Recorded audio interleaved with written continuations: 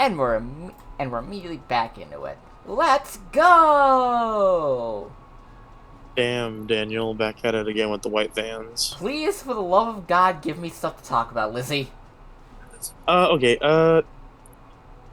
okay, so, are you aware of the Q-Rex Megazord from Power Rangers Time Force? No, I am not. Please tell me about it. I believe the Q stands for quantum. It's Quantosaurus Rex. Okay. Uh, and legitimately, like, I fucking adore the Q-Rex. Like, it makes no fucking sense why Time Force would have a fucking mechanical T-Rex, but you know what? Fuck it, we ball. Uh, Here's the best fucking part about the it as a toy is that uh well, first of all, the toy includes the Quantum Morpher, which already big fan of that. Whatever they so you don't have to buy them separately.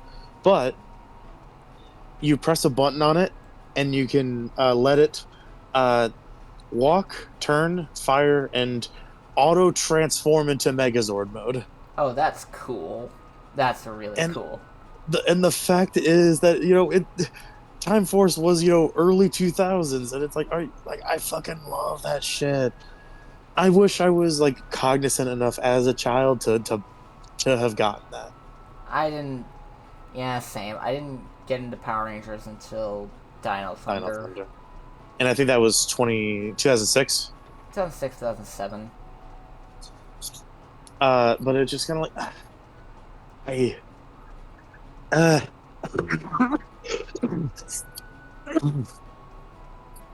ow. But anyways, another fun fact about the Q Rex is that they brought back the name Q Rex for the dinosaur Megazord from uh, Super Mega Force, Ah. because it's for Silver, his Zord. It's like a multi reference to basically all the sixth Rangers. Because that's basically like Silver's aesthetic is like while yes he can like turn into like anyone like the other ones, his like aesthetic ends up being the six rangers. Like whenever he goes into gold mode, uh his the armor that he gets has the helmets of all the six rangers. Okay, that's cool. uh Unfortunately, obviously, because titanium was a American creation, sadly he wasn't included, even though he absolutely counts and should have been there, but they didn't feel like another example of fucking Saban being lazy as fuck with Super Mega Force. Uh, but You can like I probably. love shit like that, Yeah, I was about to say you can probably just shorten that to be another example of Saban being lazy as fuck. bro. Uh, like yeah, like it is insane to me how much like the show improved after that. The main producer that was behind Samurai and Megaforce got fired before Dino Charge, and one of the people that was more experienced writing Power Rangers uh, started working on Dino Charge because Dino Charge was so fucking good, even if it had some like another again another example of Power Rangers not giving a fuck about how time travel works, uh, where there were so many fucking paradoxes. Uh, but that just be Power Rangers at this point. Yeah. Like, You know if you how many want fucking accurate. grandfather paradoxes there are? There's a. Anyways, I don't know. Who cares about a lot of. Like. Like, it's Power Rangers. They don't give a shit about a lot of the. Like, quantum mechanics and bullshit when it comes to, like, time travel stuff. Like, it's there for a reason, and it's not. They're not trying to be like, okay, here's why it's happening here, and we're gonna. And we thought and made it an airtight thing for how this could happen with no paradoxes. Just like, who cares? yeah, like I said, literally the end of Dino Charge was literally uh they ended up going back in time to whenever Keeper first landed on Earth 65 million years ago stopping Sledge then, and, and then being like, oh, okay, now like we've saved the world or whatever, and then to break the timeline even more, fucking Coda, who was a fucking caveman, was sent back to his time, and then fucking Gold Ranger, I forgot his name, uh, fucking was sent back to the medieval time to his time. Uh, hey, Kitty. And it just like uh, there's so much going on. I hate it so much. And then whenever our rangers ended up back in the present, instead of working at a museum, they were working at a fucking dino zoo, which they were not qualified for because, for all they know, the dinosaurs have always been fucking extinct. Dang. It doesn't make any sense. I don't get it. Yeah, and like on the one hand, like I do like that they established that the energems, uh, once you like go into contact with them, they you don't age anymore. Okay, that's cool. Like that's how Koda was a caveman. I'm Like guessing they he, can. what's up? Let's say, I'm guessing they can still like die of other causes. Yeah, they're immortal, not invulnerable. Okay. I think I'm missing something What you missing? because I should have had the chance to talk to somebody. Okay, I think I know. I think I have a feeling I know what's up. I never physically got close enough to the fire squall to activate a cutscene trigger. Gotcha. I'm still gonna look around for all the stuff around here for now, so I don't need to worry about it later. But yeah, I think after I check the top floor of this place, we'll head out, we'll head back into the dungeon, get close to see if that works, or if I accidentally missed a geostone in the dungeon because I wasn't paying attention. Oh, and one thing that I didn't get to talk about because I didn't get to talk about Dino Fury or Cosmic Fury uh, on stream yet. So the best part about the ending of Cosmic Fury is it perfectly like sets up how we ended up in the future of SPD. Uh, Space Patrol Alpha exists. So that's a precursor to Space Patrol Delta, and with the whole big bad of like what ends up happening in Cosmic Fury,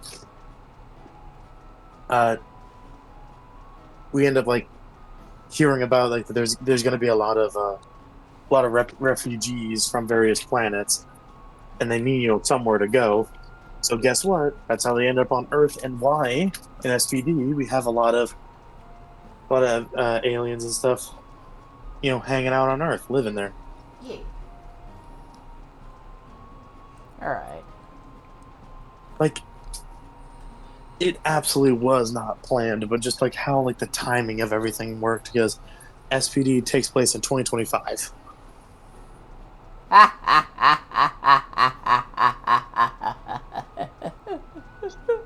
So so yeah, like that's how that ended up working. Alright, so, okay, so we just spent a little over 5 minutes running all over this place. And no luck.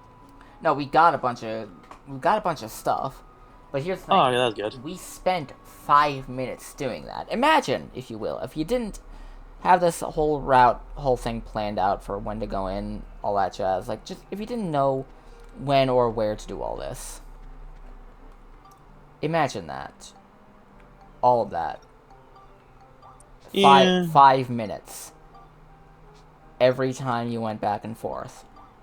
You have to go there 3 times. 15 minutes total with more stuff being added to check every time. Ugh. Top to bottom. Okay, work No, crane. thank you. Okay, work crane and work arm restored. I think I think I need to put the.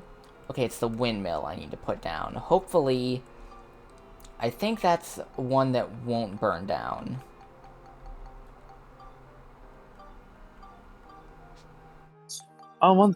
Quickly circling back to whenever we had the talk of like Batman villains and shit.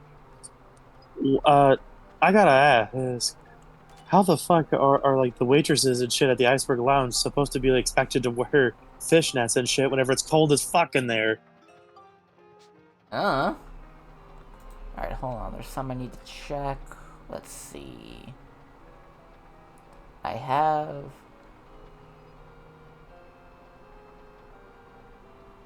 Do I have propeller in here? No, I don't. What about?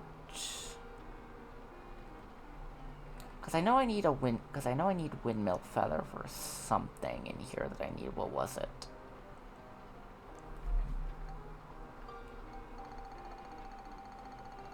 Windmill and windmill feather. There was something in here I needed the windmill feather for. What was it? Propeller leg. That's what it was.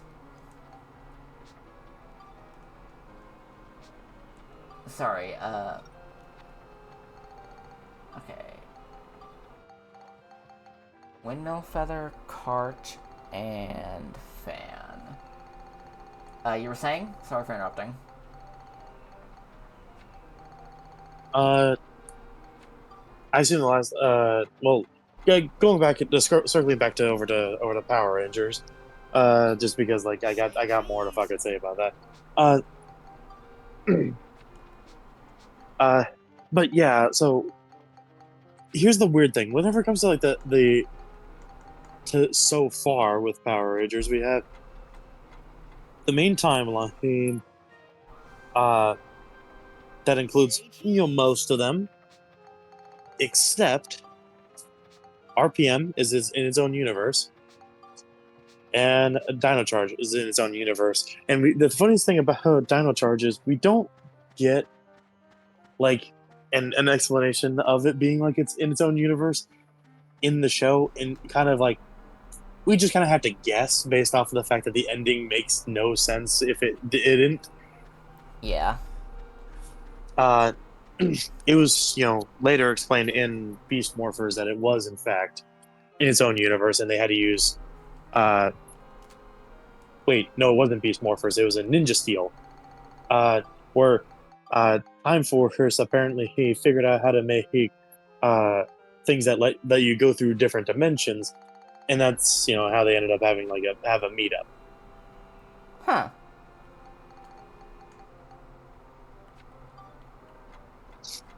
Alright. Because how RPM Red ended up meeting up with the Samurai Rangers is that he took a fucking quantum subway tunnel. I'm not even fucking kidding me. He hopped on an actual fucking subway train and it went to the Samurai universe, which is the main timeline, and he got to talk to them, and then he left on that same subway. Well, damn.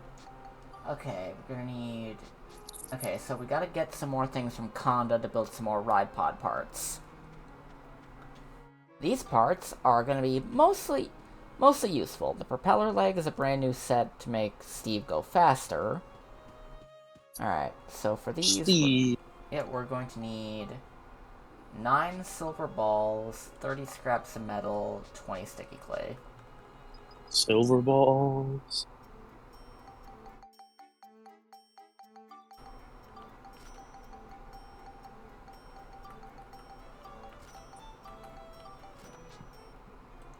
Okay, make propeller leg, buggy, and energy pack urn.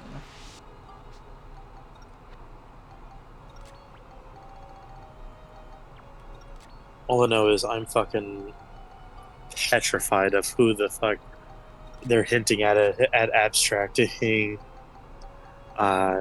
in Digital Circus, because all Gooseworks said was it's someone you wouldn't expect, and I'm like, okay, that doesn't help. Who could it be? It's you! The viewer! You're going to abstract. I mean, if it's someone that I wouldn't expect, Jax? Because like I assume it could only the humans can abstract, right?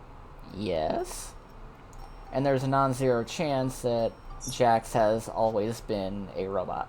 Has always been a program. Goosework said all of our main six are in fact human. Ah. That's less fun. The only AIs that we actively talk to who are Bubble and Kane. Alright. Now let's go back to the future. Are you ready for more running? Do I have a choice? No. Anyway, welcome to Gundorata Workshop properly. Oh, but yeah, basically like the payoff for the talking about the various like timeline thing with Power Rangers is we obviously have the we believe it's just a straight up just reboot coming that has no connection to like Sentai footage or MMPR, nothing like that. So we will see if it ever like it does crossover with the previous stuff. Yay! Alright, so I'm gonna put off running around everywhere again for now.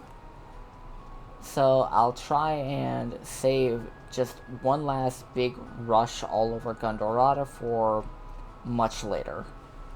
Yeah. Because I don't want to run all over it now when I literally just did it like 10 minutes ago. And Theory messaged me. And he's acting like nothing, and he's acting like I didn't I didn't try to check in to make sure if he was self-isolating. He sent me an Always Sunny gif, can I offer you a nice egg in this trying time? And then fan art of that girl from Nike that he really likes. Suspicious.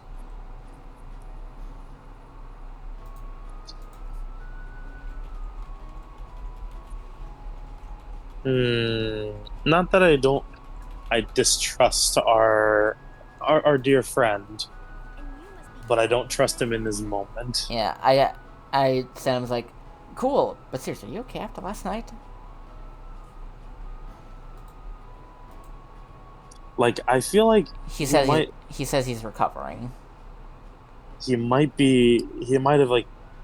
I have a feeling that whenever he eventually comes in, he's gonna profusely apologize to me for some reason because I mentioned very firmly like, hey, Card. Yeah, he probably really wanted to talk about the Emperata thing, and it's like I don't know why. Especially like it is a very sensitive subject for me because, because yay, Transness and all that.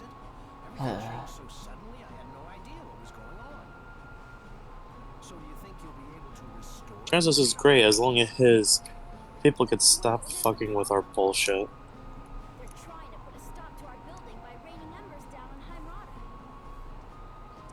Like I'm a silly little gal. Like leave me alone. And also stop treating intersex people as a fucking problem. Yeah. Just trust me. I've heard many a story about how Lucy fucking hates that a side was picked for her. Ugh. Damn. I don't mean to derail this line of conversation, but we're getting some lore on what the Fire Squall machine. Yeah, getting told what the Fire Squall machine is at the top of Mount Gundor. Essentially, it's a device that takes energy from the volcano and turns it into a boiling hot rain that burns down pretty much anything. You could say it's kind of like an exploding lemon. It's more like it's raining a hot slag on everything. Hot slag. Not that kind of slag, you slag.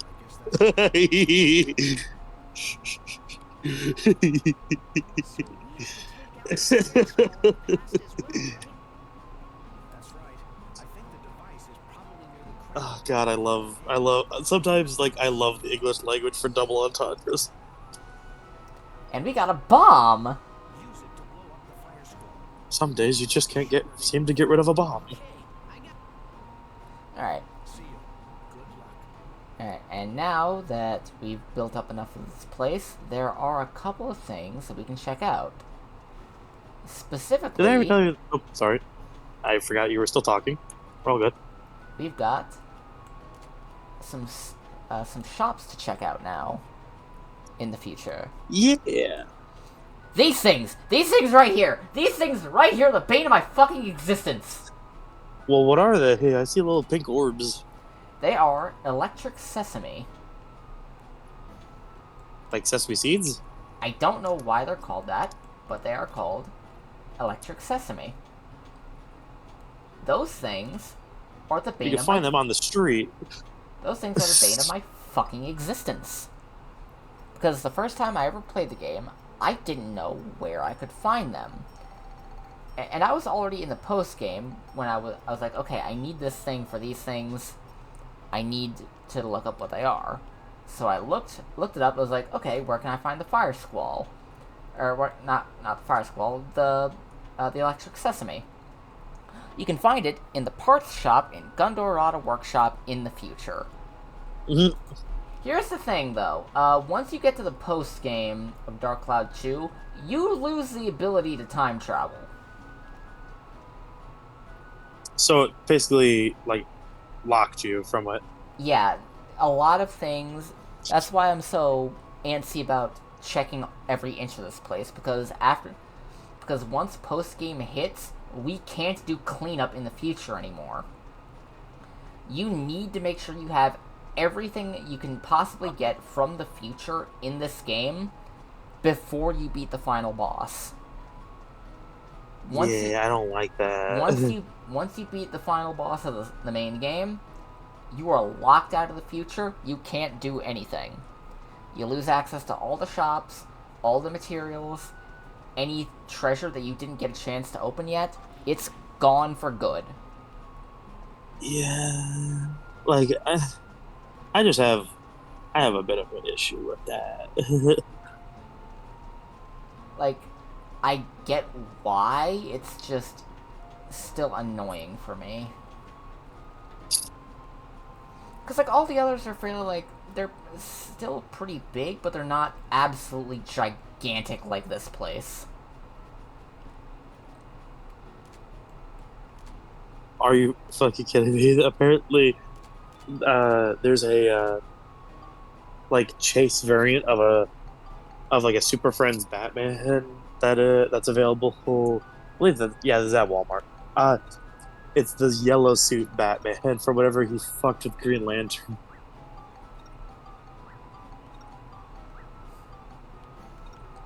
Because I don't know if you're aware, but yellow is the classic weakness of the Green Lanterns. No, you don't say. I mean, I knew that. It's just, eh. It was also wood at one point, so. Yeah, but that was the original Green Lantern before they had everything really nailed down.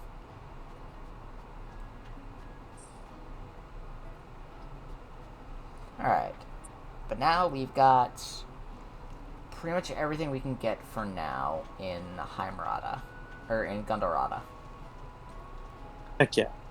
We'll be back to do more running around later on once we have explored more. So for Look at now, all the shit we're exploring. but yeah, for now we're going to be going back to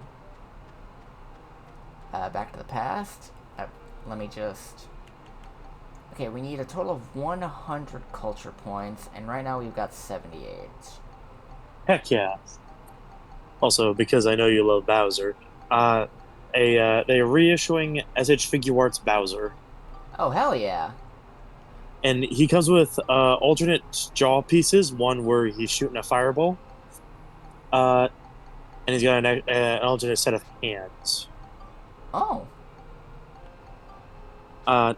They're also doing like the various like at least like the main playset accessory pack, where you get two different size pipes, a question mark block, two brick blocks, two coins, a green shell, two Goombas, a bunch of like clear, stands and bases so that it'll all look seamless. Uh, as well as, of course, they're reissuing Mario, Luigi, and Yoshi. Yeah. I really like the Yoshi because he has an alternate mouthpiece that has like the really long tongue coming out of it. I wanna ride the Yosh. They just fucking no. God. So I just need to just spend like a day watching Terminal Montage. Like all of those fucking videos are like brain rot to the max, but I love it. I fucking love them. Okay. Culture points are up to 92.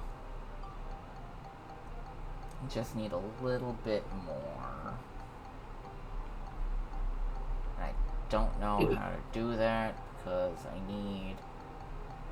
Shut up, laundry. So you know Monster Hunter. What is this creature called? Khezu. Kezu. They made a little room light that looks like one. Oh, I hate that. Like, I hate Kezu so much. That is my least favorite monster. Well, Oh, what? it's You my don't least... want one hanging out in It's your my... room that lights up the lights up the place? Well, it's my least favorite monster to look at. My least Yeah. favorite monster to deal with will always be Tigrex. Oh, I thought it was the fart Kong. No, that one doesn't. That's Cryos. Yeah, that's Krau's. I hate Tigrex for... Cryo hates Congalala for aesthetic reasons. I hate Tigrex purely for mechanical reasons. Yeah, fair. Like, imagine, you're standing behind an enemy. The enemy is not facing you. The enemy does, like, a body rush forward, like a flying tackle forward for its perspective. It's going away from you. Yeah. Imagine then, you're standing, like, 5 feet behind this thing. You're not even close to touching this thing. You're not even in the direction it's going. But the instant it decides that that's what it's going to do, it hasn't even entered its animation for the body tackle yet. You're already sent flying from the massive hitbox before it's even moved. That's everything Tigrex does. And is this just like a consistent issue like throughout multiple games, or is it just this one? Just Tigrex and every game it's in. Oh, so they're not gonna change it? Is what we figured out. Ever. Because that's just the kind of bullshit that Tigrex is. Yep. Anyway, we're about to have another boss fight. Whoa. We're destroying the Fire Squall first and foremost. Yay! We've set... So people's houses can stop sitting on fire. Time bomb set.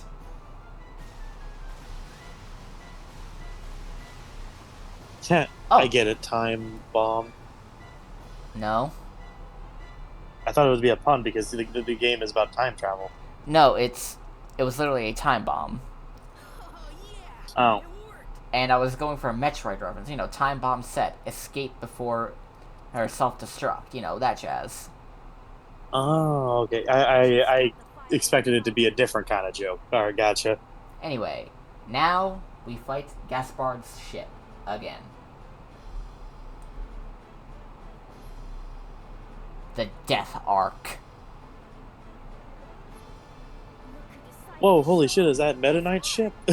No, that's the halberd. I know, but I mean, same kind of deal. Like, aren't they both hot air balloons? No, I mean, the blimps. no, no.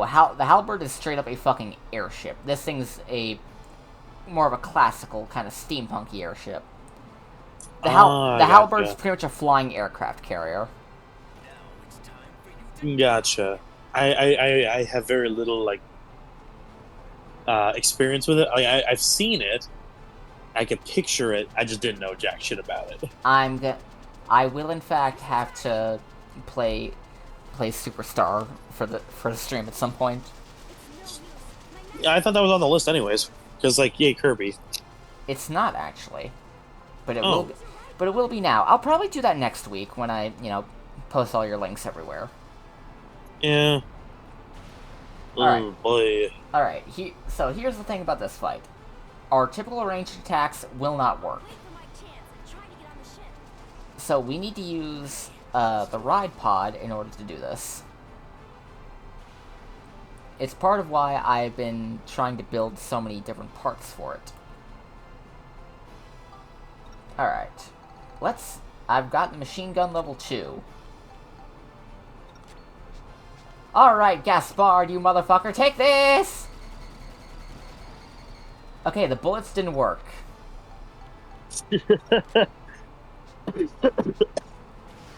Okay, we're gonna go with lasers then. When in doubt, laser. I assume the bottom left is the health bar, right? Yep. And I do see the health bar going down. So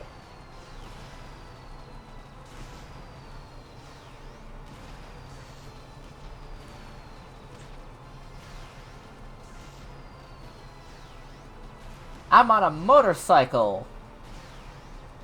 I'm a robot with motorcycle legs. Yeehaw.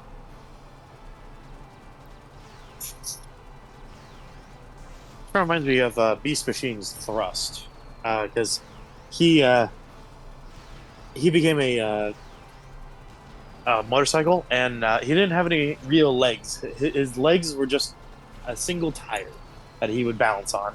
Oh, like how they redesigned the RCs in the Bayformers. Yeah, yeah, where they they look like they need a alignment for their scoliosis. Not the scoliosis.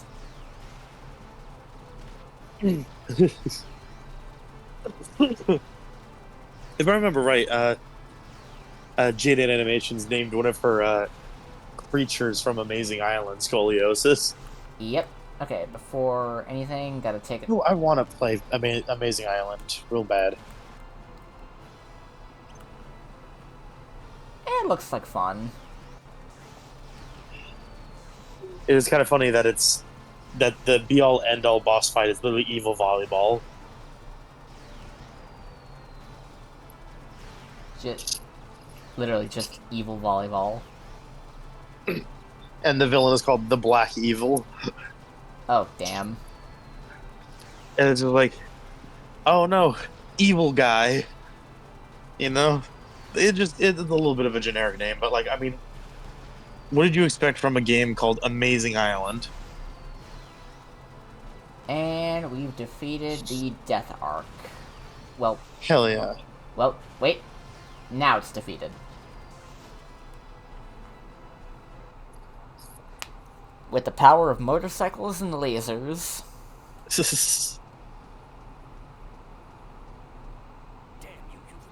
Also, I'm curious. What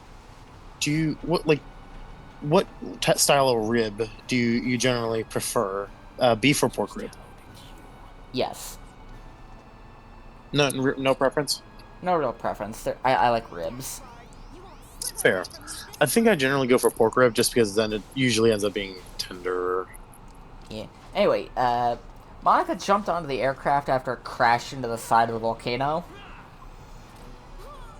Ooh. And he just knocked her out by punching her.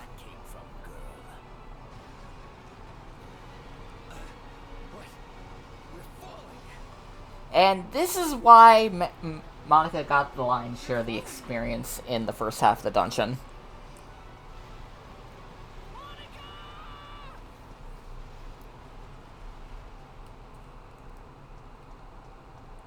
Yeah. We don't have Monica for the rest of the dungeon.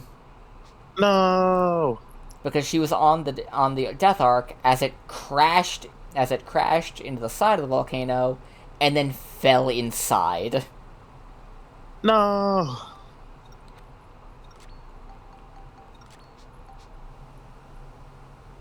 Oh, she's fine, don't worry. But now we need to go into the depths. At least we will. Next recording session. And maybe if not next week, then the week after, because stream has been going for almost 4.5 hours now. A little tired, want to grab a drink, maybe a snack too. Yeah. So viewers, if it's not Dark Cloud, okay, YouTube audience, be safe.